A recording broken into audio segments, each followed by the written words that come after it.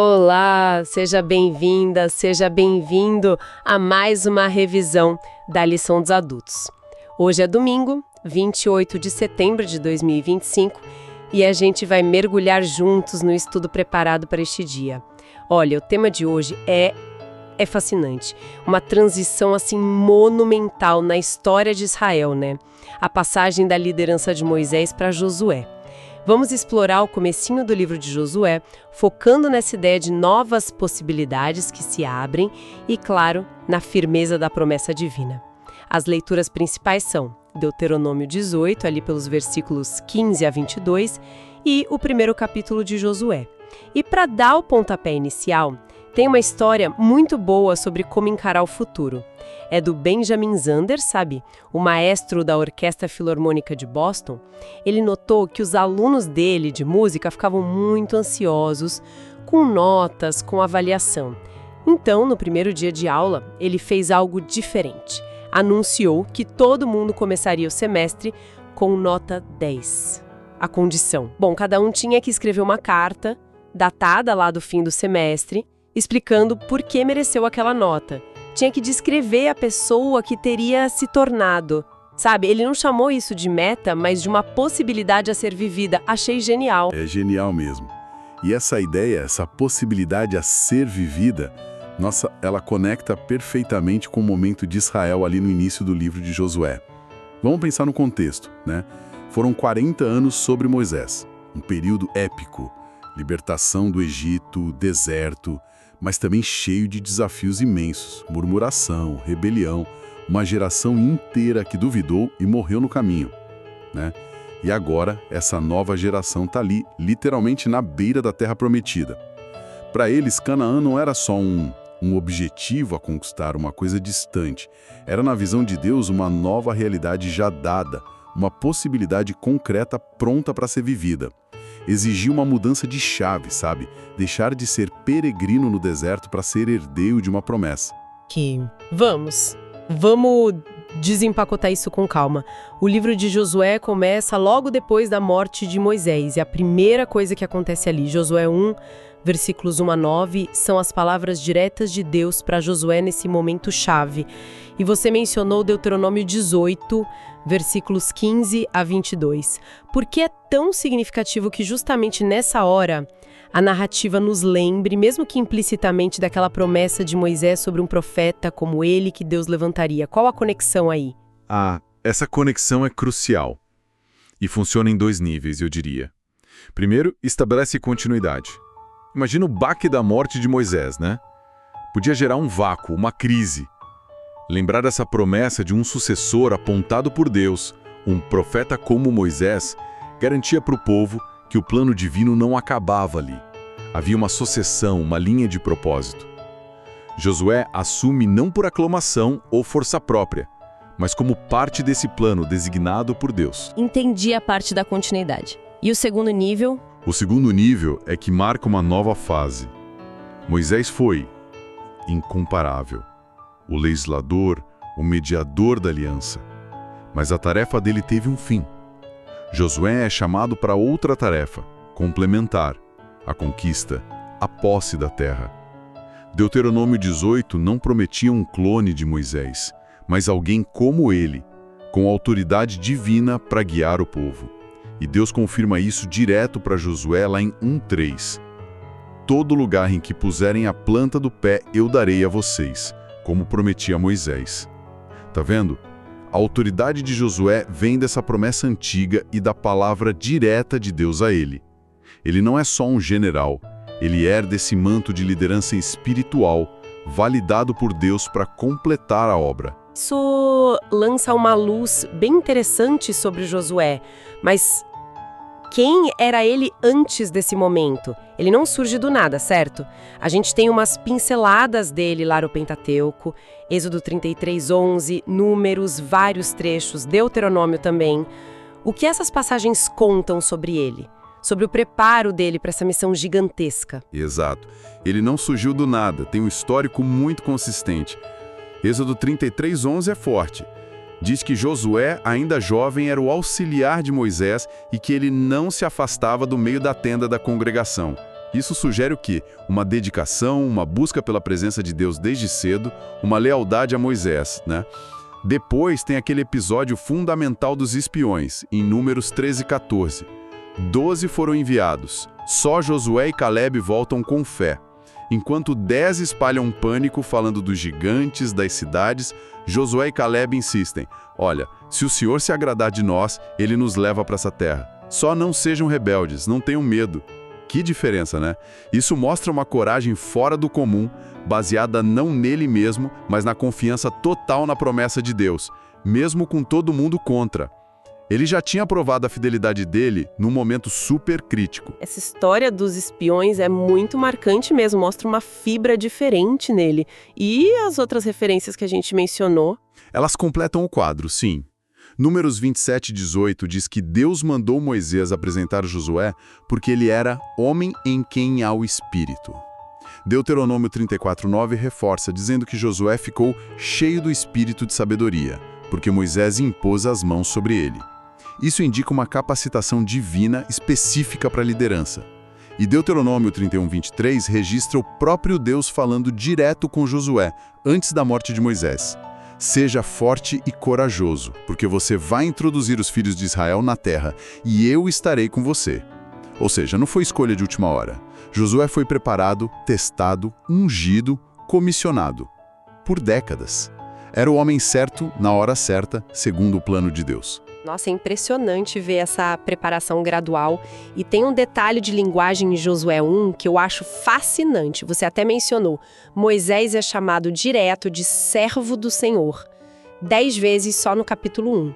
Mas Josué, no começo, é auxiliar de Moisés. Só bem depois, lá no finzinho da vida, em Josué 24:29, é que ele recebe o mesmo título, servo do Senhor. O que essa diferença inicial quer dizer? Isso é muito rico, muito significativo. Primeiro, claro, mostra o respeito imenso por Moisés, a posição única dele. Servo do Senhor era um título altíssimo.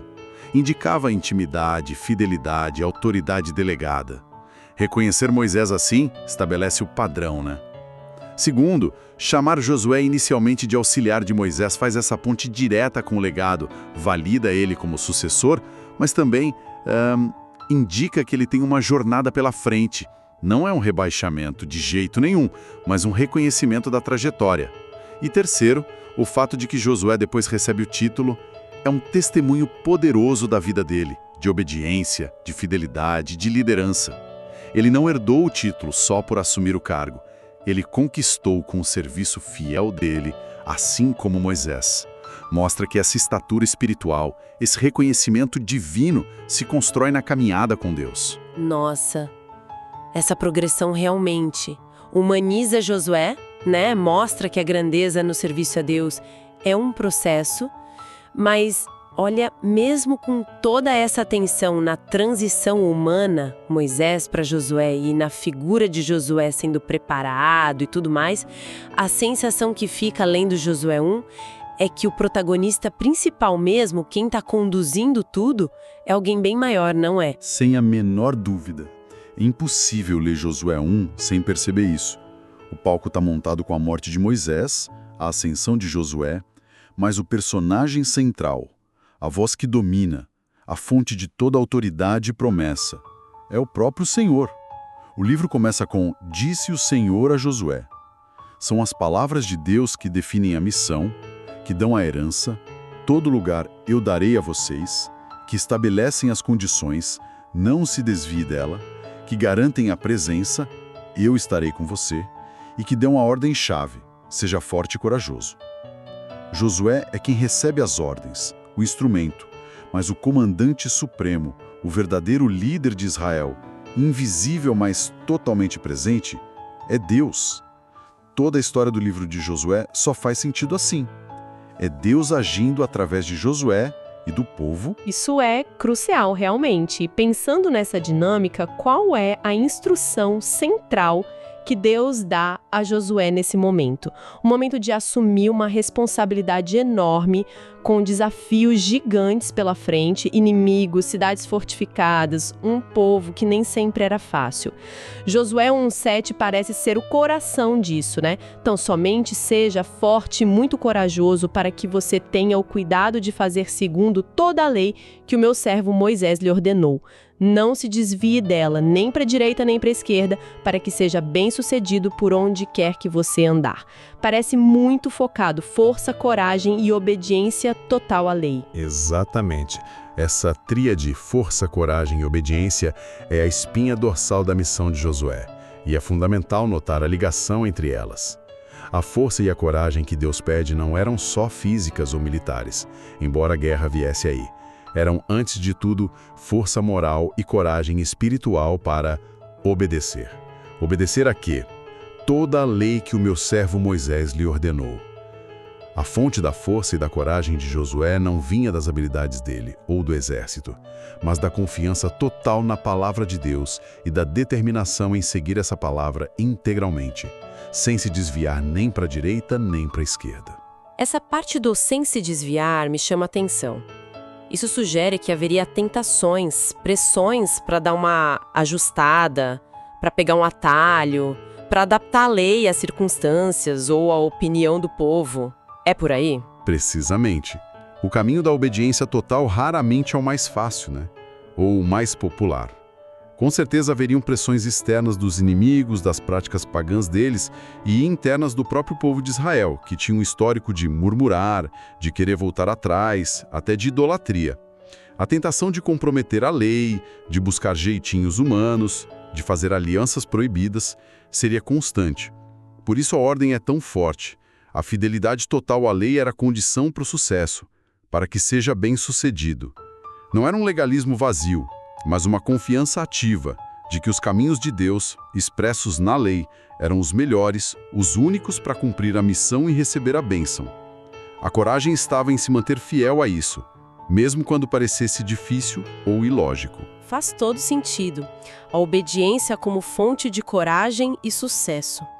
Então, amarrando todas essas pontas, a transição, o preparo de Josué, Deus no centro, a ênfase na obediência à palavra, o que tudo isso ensina para nós hoje?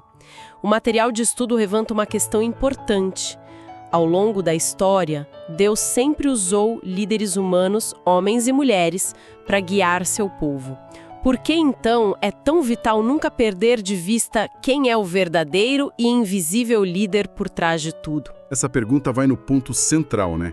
Tanto para a liderança espiritual quanto para a nossa própria vida de fé. Primeiro, reconhecer Deus como o líder supremo coloca os líderes humanos no lugar certo. Evita aquela coisa de idolatrar líderes, depender demais deles, nos lembra que são instrumentos falíveis, temporários. Líderes passam, como Moisés e Josué, mas o Senhor fica.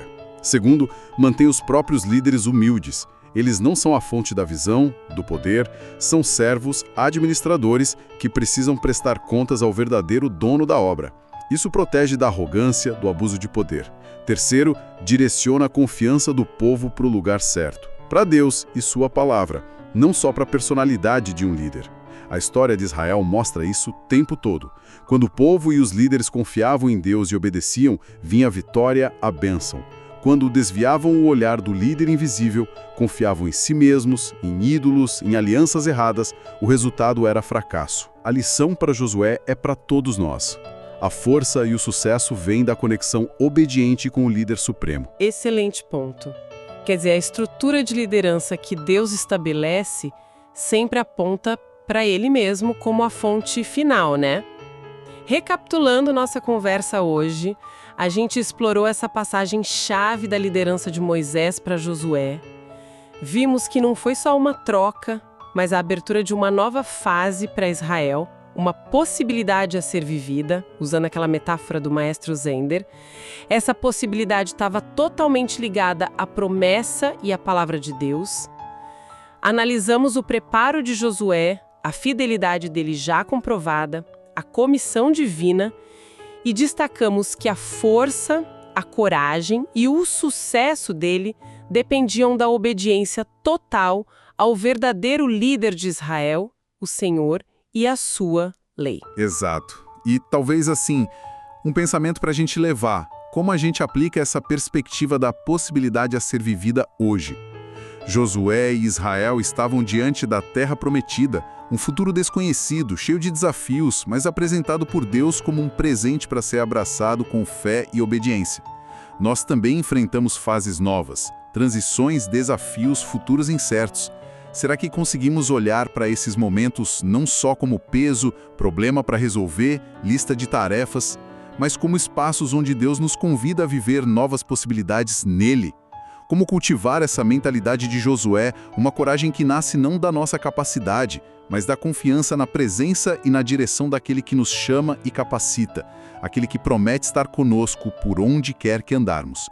É um convite a trocar ansiedade pela fé ativa, sabe?